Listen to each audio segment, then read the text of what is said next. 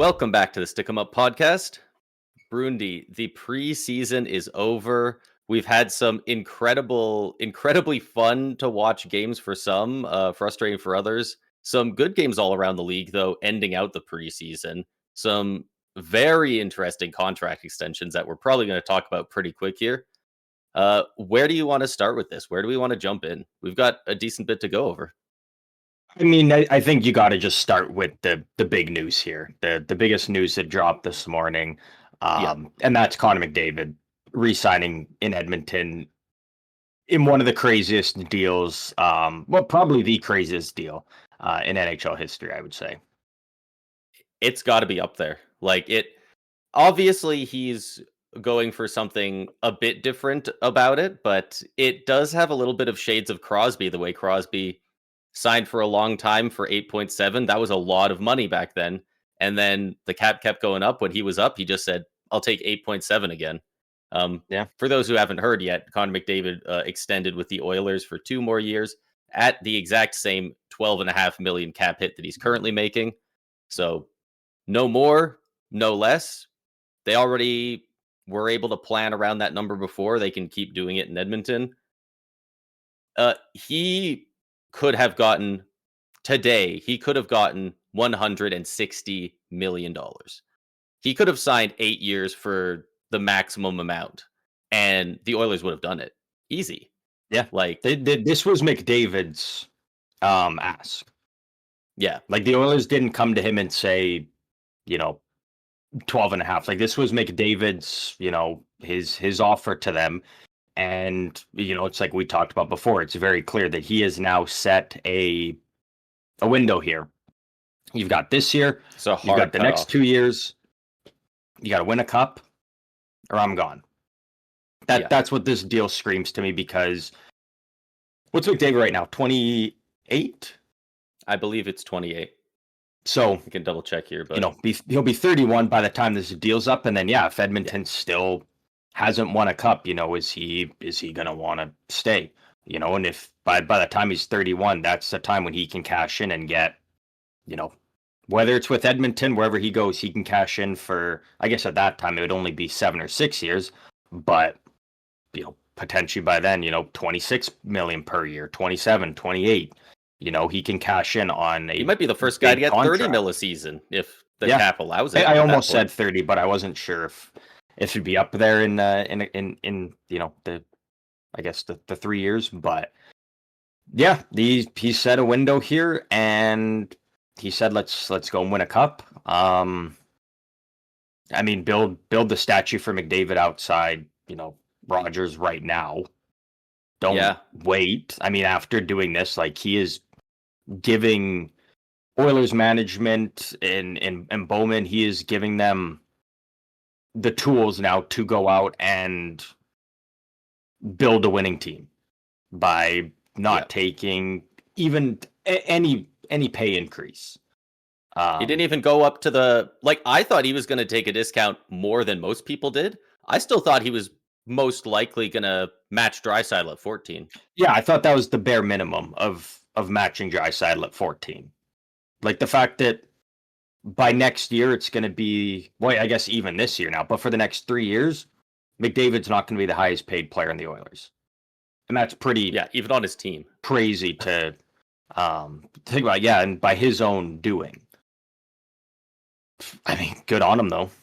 Like, he wants to win. And you know what? You compare that to the Kaprizov deal. Both guys came out and said, my top priority is winning. I don't believe you, Kirill. Yeah. Connor McDavid just took 2 more years at 12.5. Is he even in the top 10 paid players at that number at this point? He'll still be up in there. But by next year, probably not. But as of right now, I think still in there, he so visibly wants to win by any means necessary. If he doesn't have a cup by the time this contract is out, not only is he out of Edmonton, I would not be shocked if he said, okay, I already have money. Worst comes to worst, I'm retiring on all kinds of money. Like, he's already had 8 by 12.5. He's taken care of. I would not be shocked The if he amount of had money he makes from sponsors and endorsements is through the and roof.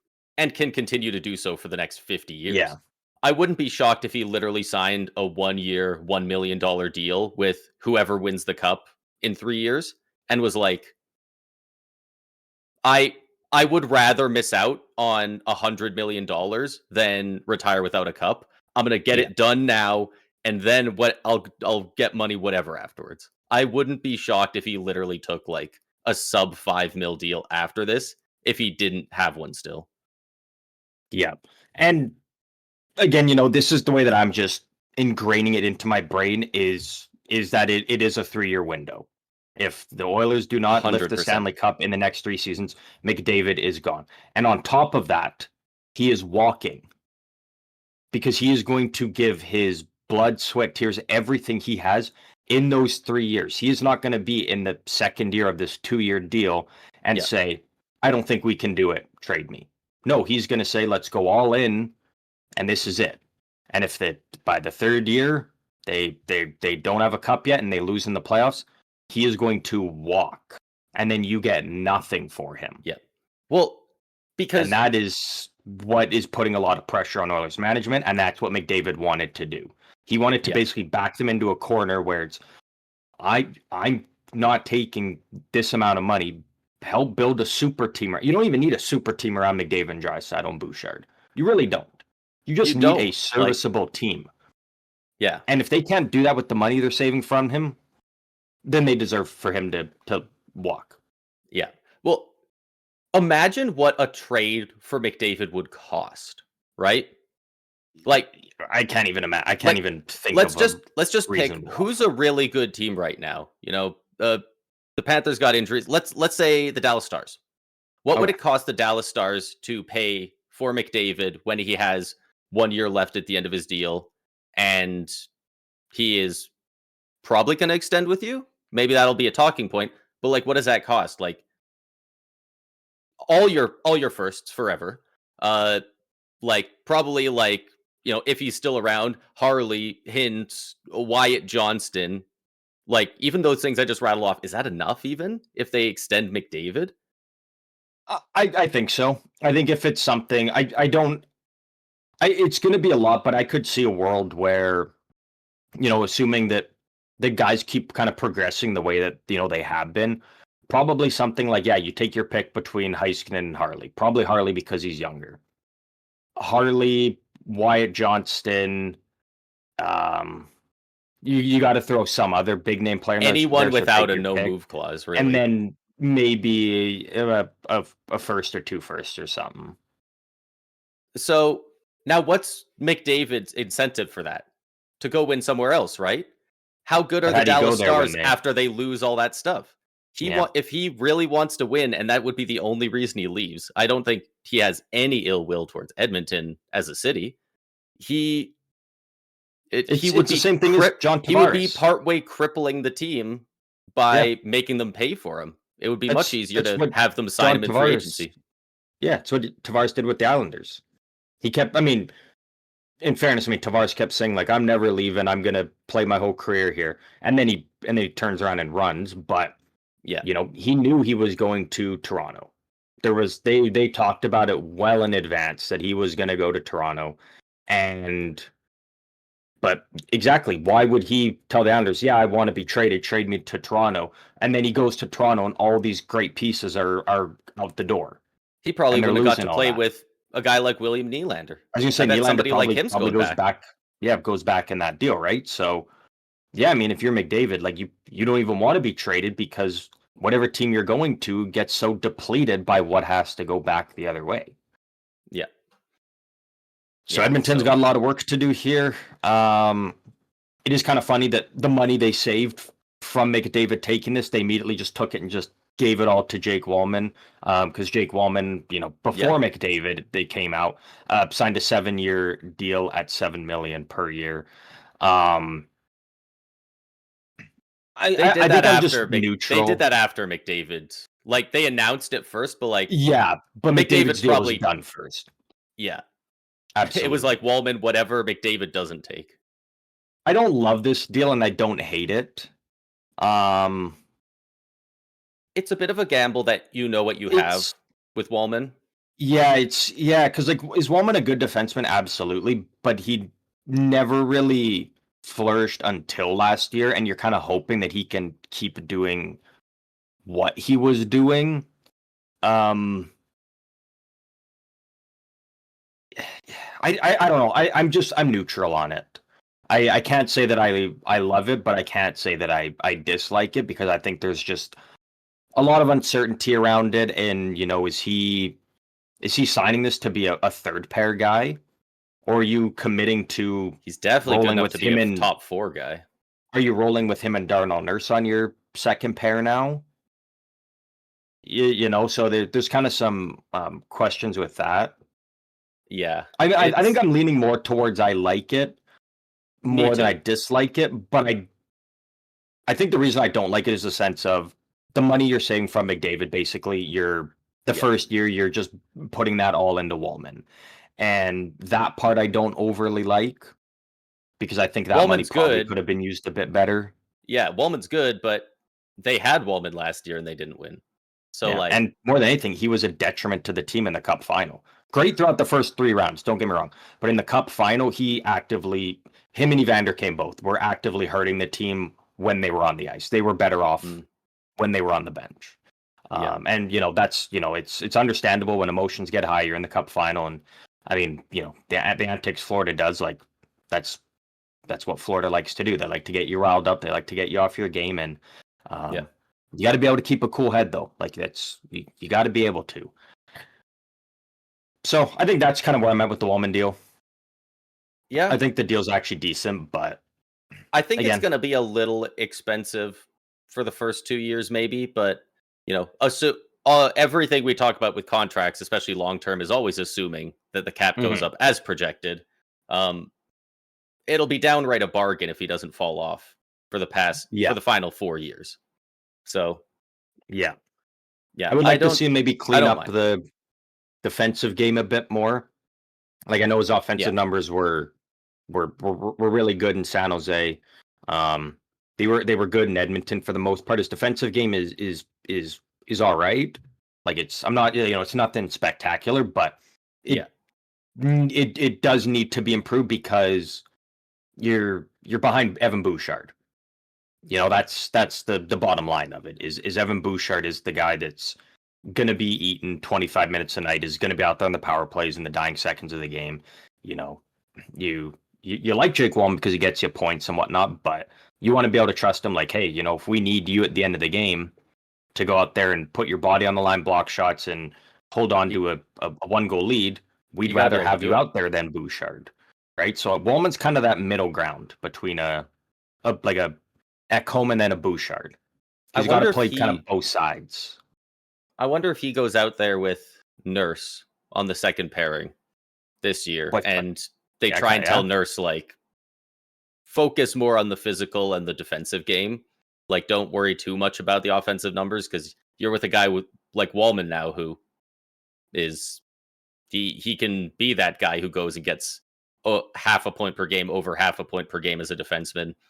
If you can just be an anchor for him, like he's an expensive anchor, obviously, it's but that's a lot to ask out of Nurse though, especially with how good the talent around the league is getting, and you know teams are yeah, actively going to be trying to line match to make sure that their top players are not out there when um you know Bouchard and Ekholm are out there specifically because of Ekholm, yeah.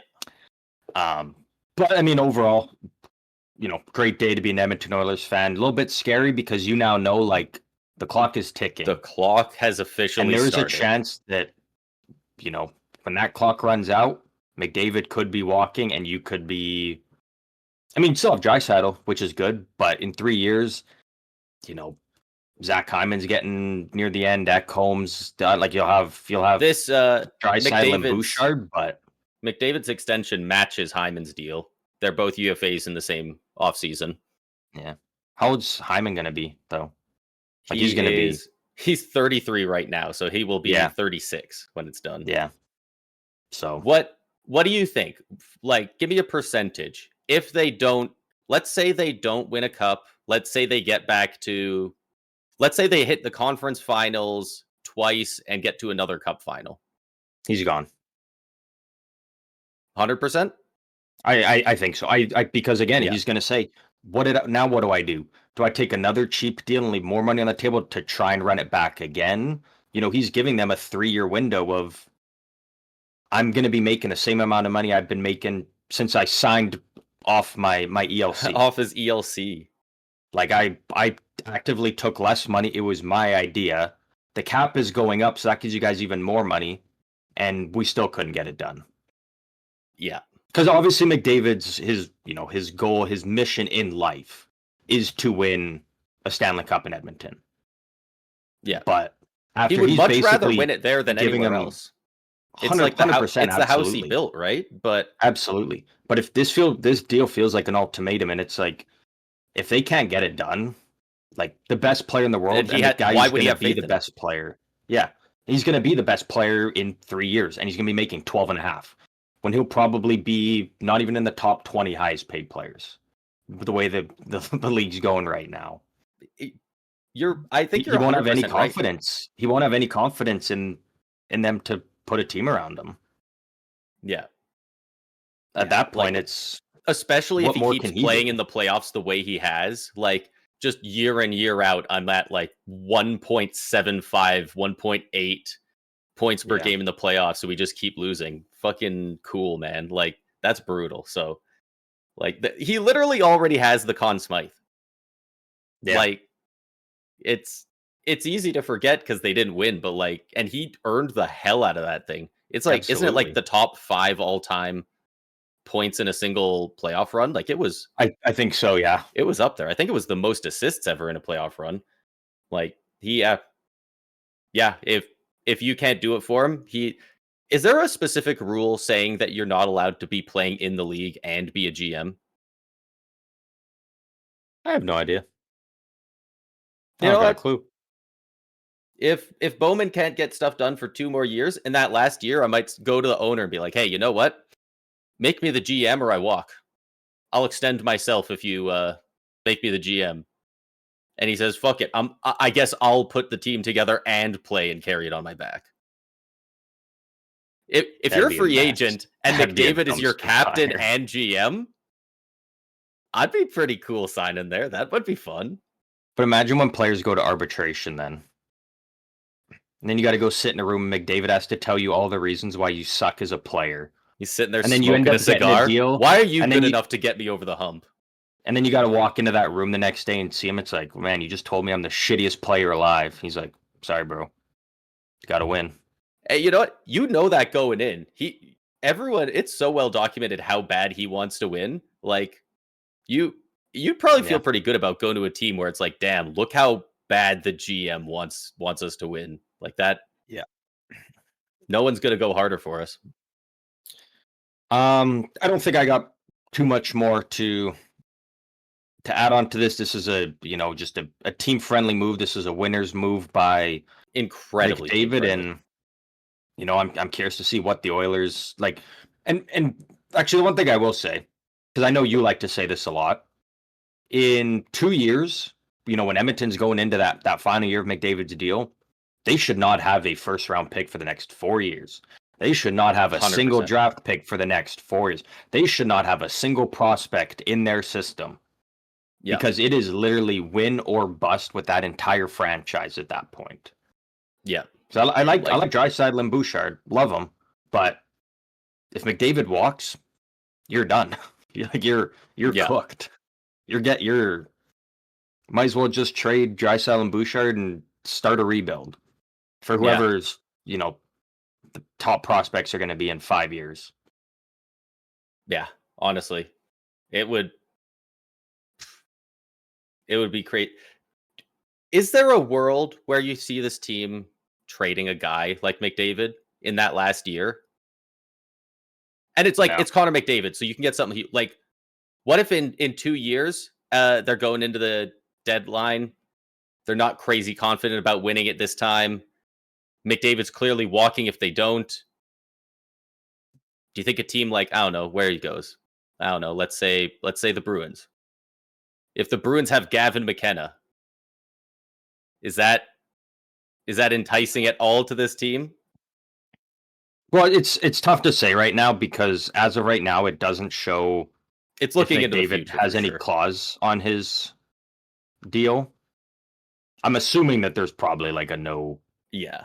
a full no movement clause. But again, like if you're McDavid, There's probably a clause that you have to smile every time you see him or you get fired. Like, yeah, he could because have I any assume clause he McDavid's wants. got a You would no assume. move. And so then, Uh, yeah, if you're McDavid, like, why would you be like, yeah, I'll go and you can get Gab McKenna, I'll go to a team that's dog shit. yeah. Yeah, you know what? That's a good point. There's no way he doesn't have full trade protection on there. Well, one thing that's worth noting, though, in 3 years, when McDavid's deal up, Austin Matthews' deal will be up. I wouldn't entirely be shocked to see him actually go home if they're still competitive. He's from Toronto area. If Could you they imagine look though if like just like one of his better Mc, chances, could you imagine if McDavid and Matthews both just hit free agency though? Because they're like, man, we both just keep fucking losing. they both go to Vegas. They'd be in on him. Yeah, they would. They take a pipe to Marner's legs. They take a pipe to Eichel's legs. Okay, well, we got some room clearing up. Here's all our money. And you know they'd find a way to get it done. Of course they would. Absolutely, they would. Yeah, Shea Theodore falls into an acid pit by accident, and oh man, that's a lot of free money we have. Like damn, yeah, they would find they'd a find way. a way. We said like 3 or 4 massive free agents ago. Vegas is done buying on everybody because how could they possibly afford them? And then they got Eichel, and then they got Marner. Like they keep getting these guys. They have Hurdle now. Like people, Yeah, they found a way to trade forgetting. for Hurdle. Like yeah. And they still somehow were able to lock up their goalie for over $6 million. Like they just know the numbers so well, and they can just move it all around. They're unstoppable at the cap game. They get shit done. Any last things you want to throw in on the McDavid Wallman signings? Oilers fans, buckle up. It's fucking do or die. These 3 years could be really fun. They could really suck at the end, though. And you know what? If nothing else, try and enjoy watching McDavid play for your team for 3 more years. Even if he walks, at that point, he's 31. I mean, he's crazy. It might happen, but I want to assume he's not going to get better at that point. So yeah, at least just watch him on your team in his prime. Fan, it kind of sucks. Because like on the one side, you know, you want to see McDavid win a cup because everybody wants to see McDavid lift a cup. But on the other hand, you're like, I kind of want to see Edmonton go into year 3 of this without a cup and just watch them just throw everything on the table and just the amount of shit they would do to try and make a super team to win. You know, I kind of want to see both. And then maybe it works out that, hey, maybe year 3 they win the cup and it's because they just go all in and make a super team because everything's on the table in year 3 too. Like at that point, you are actually buying out Darnell Nurse. Like you don't care. Like you are literally doing everything. Or you just if you don't want to buy them out, you just say 2 firsts to Chicago, take them, please. Yeah, like just to offload it. You just have strip the team down in one off season and build it completely. You know what? Up. You just stop employing him. You stop paying him. You just cut all ties with Darnell Nurse. Don't allow him in the arena. What's the league going to do? Yeah. The fine that they might get from the league if they fine you a first round pick. Well, if you were paying 2 first rounders to get rid of them. Well, and the amount of money the Oilers get fined, it's less than what they'd be paying them. Well, there you go. So they fine him a first round pick and $5 million, and they're like, okay, we would have paid him 30 more over the next 3 years, and also it would have cost us 2 first rounders to get rid of him. Yeah. Worst case scenario. You know, you gotta make ballsy moves, all right? You got to. We're moving on here. Yeah. Let's talk about moving Minnesota on to again. the next couple things. Just a couple recent signings here that we can quickly discuss. The first one is that Philip Gustafsson signs a 5-year, $6.8 million AAV extension with Minnesota. So that doesn't kick in until next offseason. That's a nice deal. For both, I mean, Gustafsson, it's about fair for what goalies are kind of making. It's a good deal for Minnesota. But you know who this reminds me of? This reminds Tanev. me a lot of Nashville. Okay. Nashville had Askarov there kind of ready to go, but then you turn around, you sign UC Saros to a long-term They deal. picked Saros. Minnesota, they got Jesper Wallstedt, who 2 years ago looked really good in the AHL. Last year, I think he was the number one struggled. goalie prospect in the world about 2 years ago. Yeah. It was close, but I think he was number one. And now he has kind of fallen out of some people's top tens even. He had a rough after year in how the much AHL he last struggled season. last year, but it kind of makes you wonder now, like, is Wallstedt going to be a guy that's in play for a deal? Is he, contend being a backup? That's something that'll be interesting to see. But I mean, for Minnesota right now, their goal is to win, and Phil Gustafsson is a hell of a goalie and gives you a good chance. I really like when teams include a goalie in their core. Like, you look at a team like Edmonton, you look at a team like Toronto, you can talk all day about the different kind of guys, the many forwards, the couple defense that are in their core. Nobody ever mentions the goalies in those teams, right? When you're talking about a team like Tampa or Florida, you got all the forwards, you got a couple star defensemen, and then you got guys like Vasi and Bob back there. They have that now because they had a very solid core already locked up. Kaprizov's obviously very expensive, but a great player that you have. Boldy, Eriksson Ek signed decently long term. Faber's got like 7 more years. I think Jake Middleton has a decent amount of term as well. But now you also have Philip Gustafsson like locked in for 6 more years, and 6 more years because it was an extension. This is really good for them to just have that stability of knowing who's going to be your guy in the pipes. I really like this. I'm right there with you on it. Absolutely. Did Philip Gustafsson, for you at least, kind of No. come out of nowhere a bit last year? Because I was aware of him. I didn't think he was that great. I thought he was a fringe starter, probably about Stuart Skinner level, frankly. He was good. I'm just looking at his stats. I didn't know that 3 years ago he played 39 games and had a 931. Yeah, no, he's been good. Basically ever since going there almost. His first season in the NHL, he had 9 games and a 933 on a pretty bad Senators team at the time. Okay, so it was because I know he was drafted by Pittsburgh. But yeah, so he was traded. So he did make his debut when he did go to Ottawa. Yeah, no, I've always been pretty high on Gustafsson. So I'm glad to see that Minnesota values him.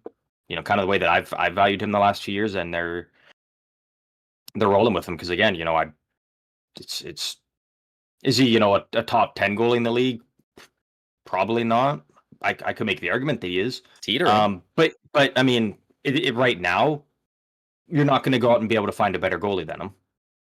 Who are the goalies that have been available not for without trade paying lately? a lot. John Gibson, Connor Ingram. They're not better than Gustafsson. Right. So, I love it for Minnesota, and I'm very happy for Gustafsson to stick around there. Yeah.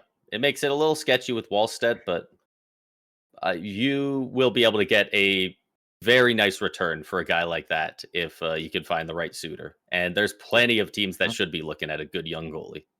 So if Wallstedt can bounce back, I mean, look at Nashville. They got a first and a former first round pick. There was a prospect that was recently just drafted in the first round.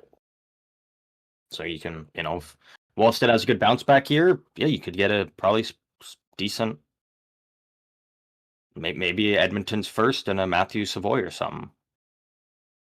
And you know what? If he starts looking good sooner rather than later, like we thought he would, that's a very palatable deal for Edmonton. The last thing they can do is wait 3 more years with Edmonton, and he's just spent 7 playoffs in a row with Stuart Skinner in the crease. It's not Skinner's fault, but somebody else has got to somebody else has better. to. Yeah. did mention Nashville. Nashville's next up on the list here. Luke Evangelista signed a 2-year, $3 million AAV extension. Good bridge deal. Good young player. Hopefully, the team overall improves in Nashville, and that will allow him to flourish a bit more. But again, it's a nice bridge deal for both sides. So there was like a lot of smoke around his extension. There was a lot of talks, a lot of it's been delayed. They're not close. They're not very close. This is an incredibly palatable deal for a good young player. I'm wondering if Evangelista won out and wanted this bridge deal.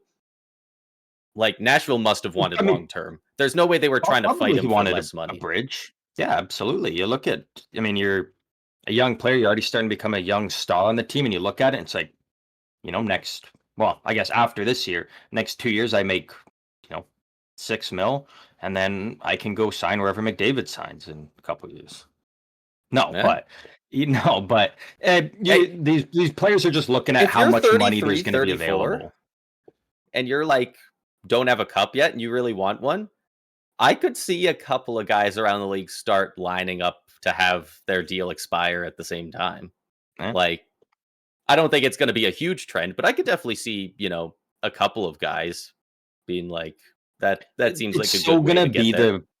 The dynamic around Edmonton now. Like when Oilers fans try to, roast you or anything, you just be like, well, enjoy McDavid and for the next 3 years until he's gone. So now it's just like he gave you the ultimatum. It's but with Evangelista, these younger players are kind of leaning more towards a bridge deals, especially just looking at how much the cap is going up.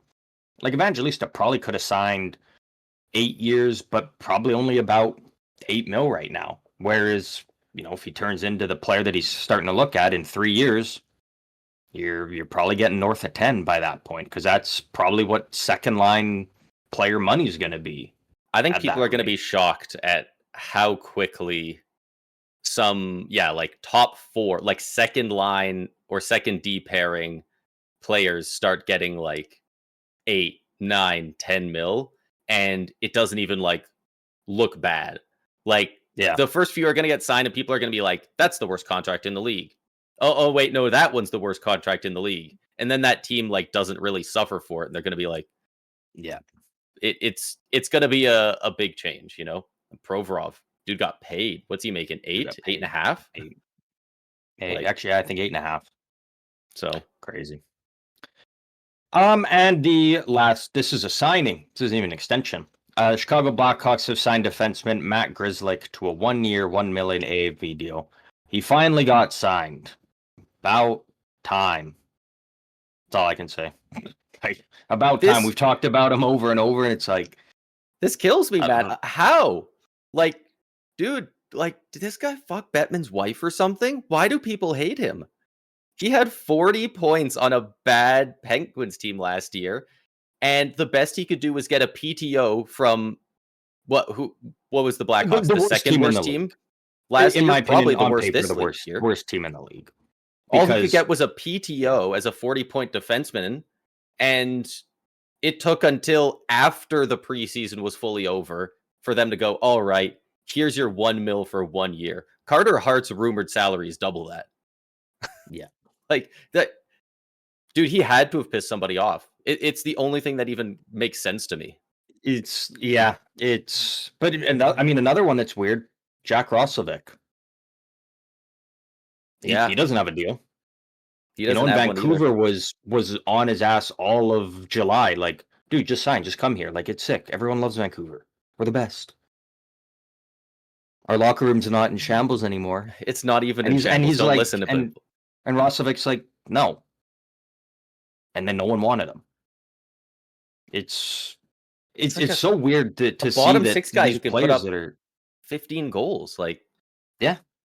I guess they just don't fit into a lot of teams' schemes the way they have their team set up. Because I know Roslovic's a guy that could fit anywhere. He's just that type of player that it sounds like his defense isn't great, and he's one of the guys that kind of can't really push into the top 6, so he's usually in a lower down role. But you're telling me a team, he'll at this point he'll probably take a 1-by-1 too. Because right now he's Fuck, got if you're 0. the Dallas Stars, he would thrive on a third line with Jamie Benn and Tyler Seguin. Like, Yeah. Put him with a couple of defensively inclined bottom line guys, and he can, that bottom line could be decent defensively, and they can, for a bottom line, give you 10 to 15 goals. yeah, Like, that's huge. maybe I think he's got a good shot. Throw him on the second power play. Like, Yeah, just say have a blast. Have I fun. can't imagine it would be expensive. So No. It's one of those things where I wonder if they know something we don't. But at the same time, we've seen plenty of times where, maybe the Red Wings know something we don't when they traded Wallman and a second for future considerations. Oh, wait. No, they were just dumb. Yeah, Yasmin was just on a fucking bender that weekend. Like, looked at his phone Monday morning and said, "Oh, I fucked up." oh. Some other news around the league, though. This is only kind of just stuff swirling around right now, but it does sound like some contract talks are getting a bit scary in Montreal. As it was reported as of today, this morning, that Lane Hudson was willing, and this was, a couple weeks ago, Lane Hudson was willing to sign an 8-year deal under Noah Dobson's $9.5 million per year. The deal didn't get done on Montreal's end. Lane Hudson was ready to do that. Didn't get done on Montreal's end. Now you see Luke Hughes' new deal. You see Jackson Lacomb's new deal, both 8 years, $9 million per year. Lane Hudson outproduced both of them when he was only in his rookie year last year. Montreal's a good team. It's no New Jersey Devils. And it now sounds like negotiations have gotten very emotional. And according to Elliot Friedman, he said both sides just need a timeout. So, yikes! Sounds like that could be a big fuck up on Montreal's end. Now, if we see Lane Hudson sign for, I need to know this man's name. Kent Hughes, the guy that people have been glazing for the last 2 years because he's building a super team in Montreal. He doesn't miss. Well, he missed here. That's bad. Because Lane Hudson can now ask for 12 at least. And, he could have asked for 12 before the other guy signed, frankly. I'm surprised he was willing to go that low. Lower than Noah Dobson. I'm surprised he wasn't. Wow, that's just so crazy. Like, he could have already asked for that money. So he actually just thought he wasn't worth that. He wasn't trying to give the team a discount. I don't know. Maybe a little of both, and all of a sudden he said, "Fuck it, I want money." Well, because like I said, once Hughes and Lacombe signed, that changed the D-man market. Like, we were still in a time where that was kind of the thing for top defensemen coming off their ELCs. You sign that 8x8, that 8x8.5 type of deal. Unless you're doing a bridge deal, then that's a different story. But right, that's kind of what the norm was. But Luke Hughes and Lacombe, they changed that. They changed the market for these young defensemen coming off their ELCs, and that's a really bad fumble for them. Like, they've I'm had these great young signing forwards. They've had these really good forwards for a bit now, and people have been saying all they need is that defenseman. They need that star defenseman, and they are going to be set. And all of a sudden, Hudson comes out of nowhere, like historic Calder season, and yeah. You wouldn't lock him in for, frankly, if he said, "I'll do 8x10," like, done. They should have been like, "Here, I'll give you a back massage while you sign it." Like, get it done now. Yeah, you sign the contract, you get your massage, and I'll give you the happy ending. Like, I can't believe them. It was Montreal's fault that it didn't get done when the player was willing to take what's already a discount, honestly. Like, if you're a defenseman that's going to put up 65 points, in the NHL now, that's worth $9 million. Yeah. And it's only going to get better. 8 years, it gets so much better. Like, that's like the fact that he could have been 6% of your cap hit in 5 years. It's like, nah, fuck it. That is a big fumble. So to the people saying Ken Hughes doesn't miss, he missed on this one. Yeah. If you want to say he's still a good GM, I'll definitely hear arguments, but you definitely can't say he don't miss. Yeah, still a very good GM, absolutely, but he fucked up on this one. Yeah, they haven't like lost the player or anything, but it doesn't sound like they're going to get the insane bargain that they could have. Yeah. You know how funny that would have looked? Looking at their cap wages for the next like 6 years? You'd go on there and you'd go, oh, Nick Suzuki, Cole Caulfield, Slavkovsky, Noah Dobson, and Hudson. And Noah Dobson would be making more than all of them. Almost 2 million more than all the forwards I mentioned. Yeah. Like, I still wonder why they went out and got Dobson. Like, I get it, he's a good player, but he's the exact same as Hudson, except not quite as good. Yeah. It's something. Next bit of news here. I'll let you talk about it because it involves your favorite team, the Boston Bruins, the Bees. What do we got with Boston? The Boston Bruins are retiring Chara's number 33. Notice how you didn't object to them being your favorite team. Just saying. Just saying. It's because I forget they're in the league. They're so far at the bottom of the division. All right, I don't want to talk about it. That's crazy. You can actually say that and be right about it. It's different. I've never been able to do that. Like, watch, they're gonna make the playoffs. They're gonna fucking make the playoffs. They're gonna beat Florida, and then Boston's gonna be the new powerhouse in the East. Yeah, the Atlantic is only gonna get 3 spots somehow, and it's gonna be Buffalo number 1, Bruins number 2, Panthers number 3.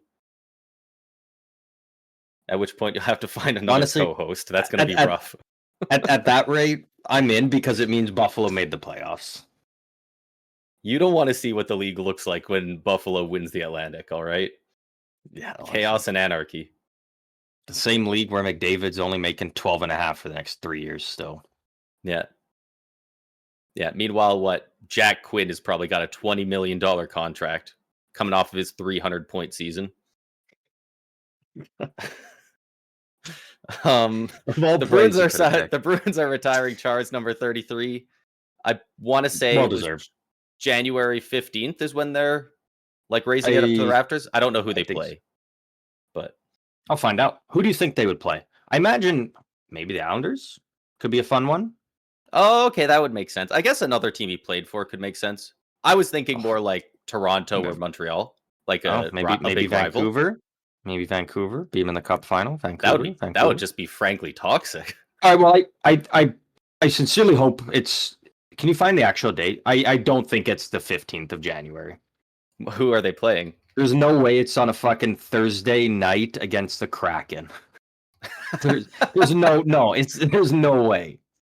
That's not happening. He really likes it. He really likes the Kraken. Like, there's no chance. I'm clicking on an article, but one of the headlines does say January 15th on there. Why? That's such. I thought I had a great idea with it being like.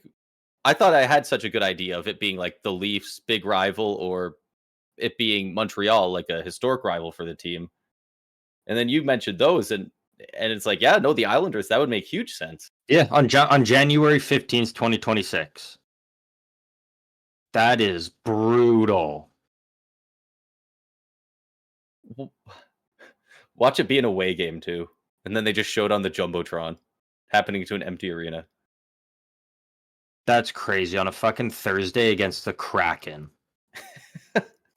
Was Chara even in the league when the? No, yeah, Chara was still playing one or 2 years when the Kraken came in. Never mind. Yeah, wasn't a ton of overlap. No, but is it? Do you think they're planning on that? Does that say that is the worst selling game? Do you think that's like the game they imagine will sell the least tickets, and they're trying to like get people to show up? Yeah, maybe. Just trying to make some money off of Chara's jersey retirement. That's rough. I mean, at least they don't have to raise the banner up. He can just hang it up there himself. So, yeah, honestly, he's tall enough. He can reach that high. The guy sitting there with the big pole trying to put up there, like, hey, can you help? Yeah, sure. There we go. There we go. Got it sorted. Grabs it from a But guy who's on a scissor lift. overall, congrats to Zdeno Chara there. I don't think there Next was bit ever news, any I'll doubt that he was no. going to get it retired, but I kind of wasn't keeping track of when he'd be eligible, so good for him. Well, I mean, for jersey retirements, they can happen at any time. Anytime once a player. Oh yeah, done. it's the Hall of Fame where they have to wait. Yeah. Oh, they didn't do it immediately. Did him dirty. They hate him. That's why they gave him the Kraken. Next bit of news here. I'll let you kind of talk about it a bit. As it you were the one that kind of watched the game from start to finish. Somehow, yeah. For a game that didn't go to overtime, a preseason game that didn't go to overtime, this game was over 3 hours long. By the time, so we are talking about the Lightning Panthers preseason game, the second one that happened between the two, which is somehow worse than the first one. And by the time the Senators Montreal game was well into the third period, like they were already like 5-6 minutes in, they were still in the second period for this game, and they both started at the same time. It was frankly exhausting. The amount of commercial breaks were ludicrous because the refs just kept stopping for several minutes at a time to dole out all the penalties. This is, again, a preseason game. Ended with 322 penalty minutes, 16 ejections, and we even had a goal called back 7 minutes of game time after it had been scored because the player who got a secondary assist on it actually had been ejected and didn't leave the 7 minutes earlier. Yeah. I could say so much about this game. It was so ludicrous. There was so much going on. Tampa called up, I want to say it was 6 guys from the AHL just for this final preseason game, and they sat out most of their stars, McDonough, Hedman, Kucherov, Point, Gensel, Hagel, Sorelli. I don't think any of them played.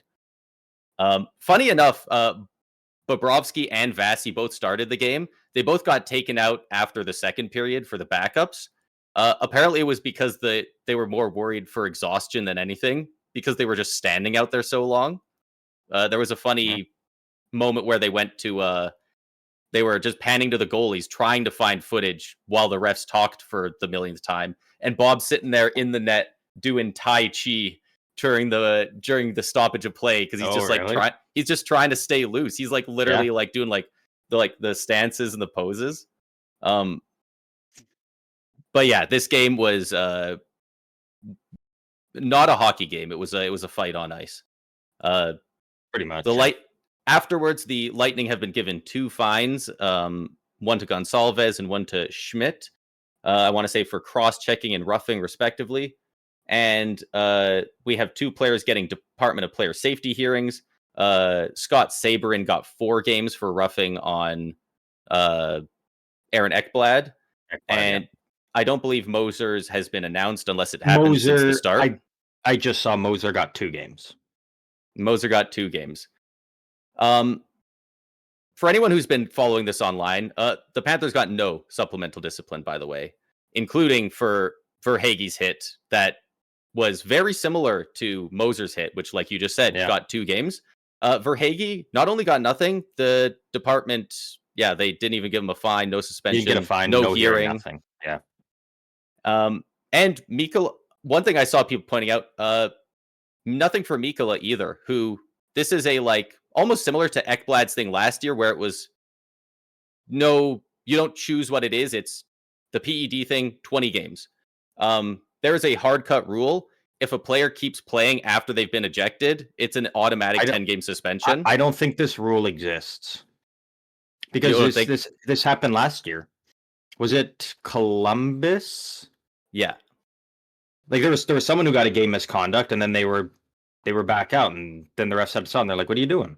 Well, so they ended up not giving it to that guy because apparently they, when they went to do the announcement or something in the Columbus one, it was like how refs will do the thing where they fuck up and he didn't hit the mic properly. So the guy whether he knew or not, he had a reason to be like, I didn't know. Mhm. Mikola's game misconduct was announced in front of the crowd. Uh, the refs were so visibly tired this game. Yeah, and by the end, they're just not It was even like crazy. they're just wanting to get to the end of the game. The players keep Mhm. fighting. They're like there was one fight near the end where the linesmen are just sitting there like, I don't want to have to break up another fight. Like I'm tired. Yeah. Like I hope the refs got a you know a bonus or something for having to fucking do these Frankly, games. there should be a certain amount of penalty minutes or fights or something where at a certain threshold the refs are getting more. Yeah, like But the Mikula one, obviously, yeah, because he was did he get an assist on the goal? it was a secondary assist A secondary assist. So then, yeah, obviously, on a then the refs 5-on-3 noticed goal. later, and then I don't think the refs noticed. I think the timekeepers noticed. So someone I'm called pretty down sure it and said was. he got a game misconduct, and then he gets an assist. And so then they look it back and they're like, oh shit, yeah. So they had to pull that goal back, which is kind of weird, but like thankfully it is a There's preseason game. literally Like no you know, precedent for it. This would be such a it's already a huge storyline around the league. This would be such a supernova huge story if this was a regular season game because of the amount of stuff 100%. going on. Like Yeah, and like and that's 7 minutes later is when they figured that out. That's gameplay time. And gameplay time in this game is like double or triple normal. Like it was almost 20 actual minutes later. It was just 7 minutes later on the clock. This all happens like while a fight was going on. So there's these two guys at one end of the ice. They're fighting, and the announcers they're like, "Oh, they're having a fight. Oh, these guys are roughing over here. Oh, it looks like they took a goal off the scoreboard. I wonder if that's an there's error. just No, so we're much being told shit that this is happening. real. We're losing a goal, and we're watching it at home. Yeah. Like it was an absolute 60-minute of game time again circus. Yeah, Um, it was a gong show. Obviously, a lot of Absolutely. it stemmed from the Lightning. The Lightning who started the majority of the stuff. Very much so. The Panthers fought back, but the Lightning started it mostly because AJ Greer got the $2,000 fine for punching Hagel twice in the game beforehand. Hagel, who had been given a concussion by Ekblad at the end of last year's playoffs, so very clearly Sabrin went out there and almost think John Cooper told him, like, study the clip of Greer hitting Hagel and do the same thing. Because he went out there and he did the exact same two punches and he, like, backed away with his hands in the air. Like, he almost very specifically did the exact same thing and was like, we'll see what I get. Greer got a 2K fine, and Sabrin got, I think it was a 16K fine and 4 games. I saw that somewhere. I'm wondering. Sabrin, like, who he I, doesn't I, give a shit. He's on his way back to the AHL, and yeah, he but came up. He did his job. He did it what he probably was curried him a lot of was favor in brought the up to Lightning do. organization. 100%. Yeah. Uh, Yeah. This game was just a shit show from it was a start to fucking finish. mess. What you know how crazy this game got? At one point, there was 3 players on the Lightning bench. That's it. The rest were either ejected or in the box. Yeah. Lilleberg, Emil Martinson Lilleberg, who has played almost 200 NHL games and has 1 goal, was quarterbacking a 5-on-3 power play. Like, there was so much goofy shit going It was on. tough times there. And I just love that the Lightning decided, like, we're sick of the Panthers taking runs at not just us, like everybody, Toronto especially as well in the playoffs last year. Like, Oh boy, you're gonna love this news here. oh boy, let's The have it. NHL fines the Lightning $100,000 and John Cooper $25,000 for the events of the game against Florida. I just don't know how anyone could look at this and not see it as the league favoring Florida. The whole Colin Campbell thing with his son being the general manager of the team.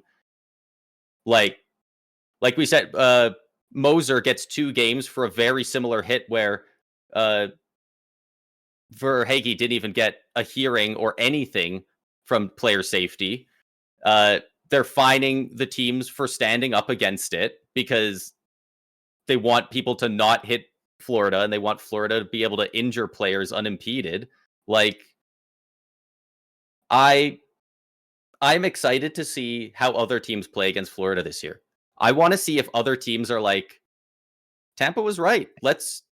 I do not expect anything like this game from anybody uh throughout the rest of the season, but I would not be surprised to see, wow, there's a lot of fights happening in Florida games and they're not starting them. Like, you just if every team has one guy go out there and mug the crap out of one of Florida's guys, over 82 games, that adds up real fast. Yeah, So I do wonder if players are going to be like, because they really, everyone in the NHL wants to win. They all want to win.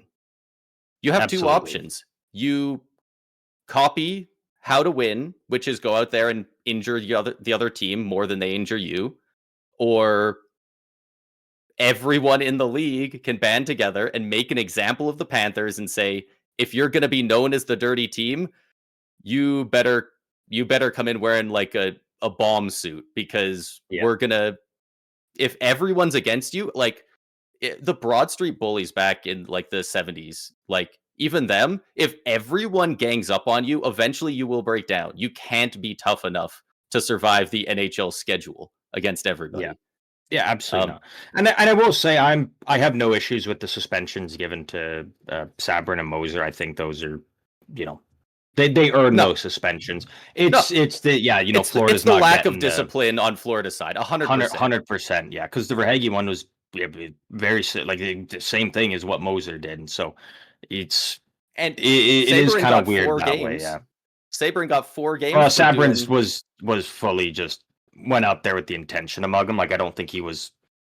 I don't think it. The but shitty it's part is, basically the same as what Greer I know, did. but I think the difference is that's all Sabrin was to do. He was literally called up, and I think it's more of a kind of unfortunately he has to get the punishment, but they're trying to direct it more at Tampa Bay, being like, this guy's now got to sit 4 games because you brought him up and you forced him But, like, into what this about the shit, fact that right? Greer has a history with this kind of stuff? Like, they love throwing history in there. Sabrin's never had this at the NHL level. There's also the fact that, Yeah, but no, that's a lot of Verhaeghe, what he does in the AHL though. you Is know, kind of his role. Moser, the guy he hit, number 90, Bachvist, he played the very next shift. He wasn't out at all. The guy Verhaeghe hit from behind, Gurgensons, he was out the rest of the game. He's now he's on IR. They don't expect him to play for at least a week. Like, there's so It many things you is can look at where, weird, like, yeah, like that they're dude, the yeah, league is burying their heels in the sand and saying, no, we're backing our guys. And, like, it's brutal. It's like, it is not fun to watch, man. Like, yeah. And that, and and I think there's something Florida's gonna have to put up with all year. Yeah, they might not get the suspensions, but every team's gonna be bringing it to them in probably a similar fashion because they're like, you know what? yeah. And They're gonna dish it to us. We're gonna give it back, and eventually, it's gonna wear them yeah. down. Well, Absolutely. and especially if you have any playoff aspirations, even if you're a team in the Western Conference, Dallas goes up against them. It's like, let's soften them the hell up, because they've been to 3 finals in a row. There's not a ton of reason to suspect that we might not run into them in the playoffs. We got to Yeah, try and soften them up just like everyone else is doing. So I'm absolutely.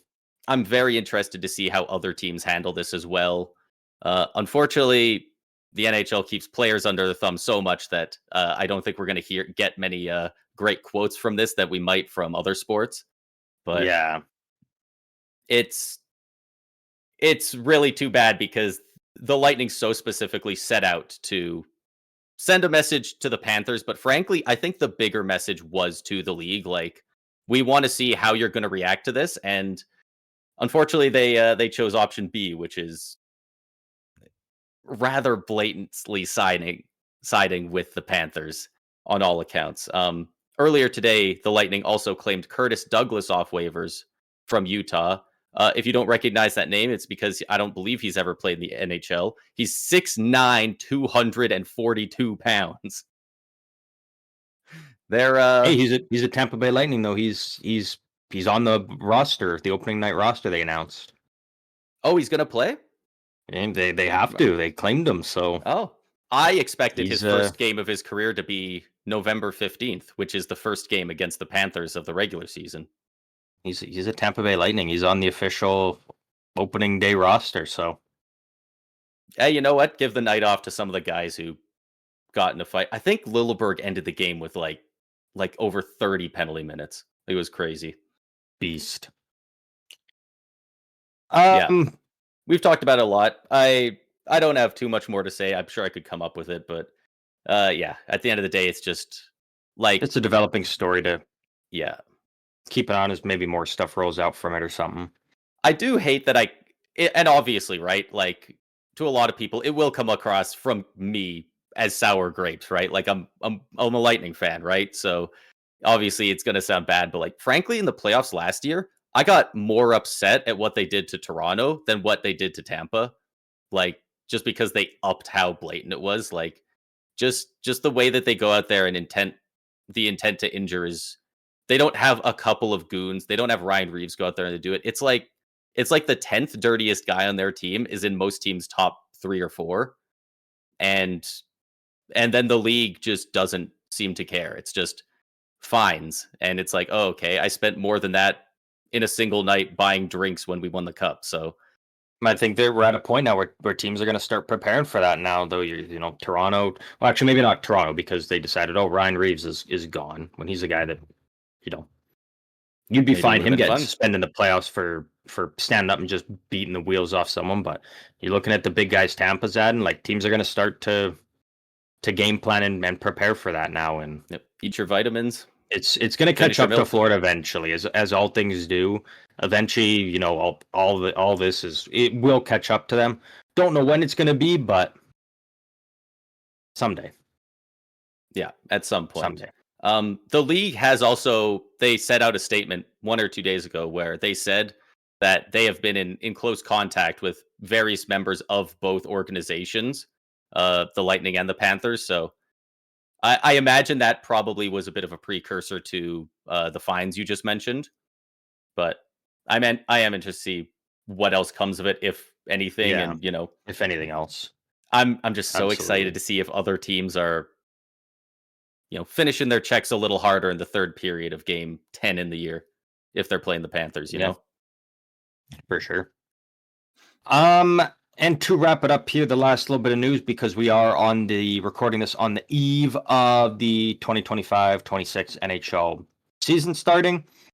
Not all official rosters are out, but they all have been submitted. They just haven't been announced to us yet.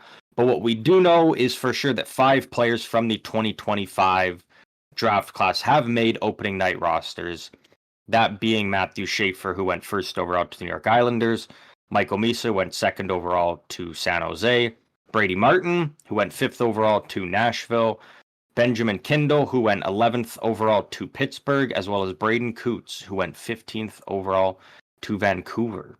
So congrats to those 5 that are making the jump straight from and they're all CHL guys too. It's worth noting. Oh, All guys that interesting. played up in the CHL are all making the immediate jump. So congrats to them. Best of luck to them in the upcoming season. Hopefully they can all maintain their NHL status throughout the whole year and don't get sent back down, because we want to see all these players succeed. And the more rookies we have in the league, the better the league is. Rookies, especially these higher draft picks nowadays, are so much fun, dude. They're so good at the game. Like they're absolutely nuts. And I expected Schaefer to play. I expected Misa to. I wasn't sure about the other 3, but Brady Martin's looked fantastic in the preseason, so not shocked at all on that.